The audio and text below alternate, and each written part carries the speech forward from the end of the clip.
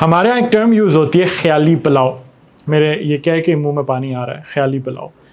एक Greek philosopher, poet, यूनानी poet इस ख्याली पुलाव के बारे में कहता है कि we do not rise to the level of our expectations, we fall to the level of our training.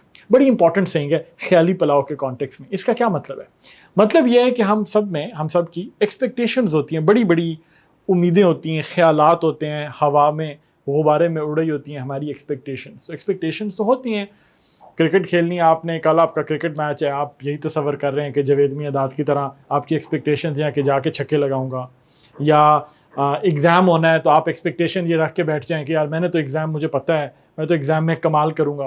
तो एक्सपेक्टेशंस तो हमारी सब की बहुत बड़ी हो सकती हैं, लेकिन जो एक्चुअल परफॉर्मेंस है वो इन एक्सपेक्टेशंस की बेस पे नहीं मिलती।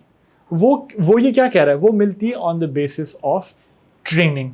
तो वो कहते हैं we do not rise to the level of our expectations. हमारी परफॉर्मेंस सिर्फ हमारी ऊंची एक्सपेक्टेशंस के मुताबिक बेहतर नहीं हो जाती, वो गिरती है किस पे जाके, हमारी एक्चुअल लेवल ऑफ ट्रेनिंग पे जाके, कि हमारी एक्चुअल लेवल ऑफ ट्रेनिंग क्या है। तो ये बड़ा क्रिटिकल, बड़ा इंपॉर्टेंट एक थॉट है टू कीप इन माइंड कि just having great expectations is not enough. अच्छी बात है, आपकी आपकी अच्छी एक्सपेक्टेशंस है, which is good, which is important to have, positive thinking होनी चाहिए, लेकिन that needs to be backed by actual solid training.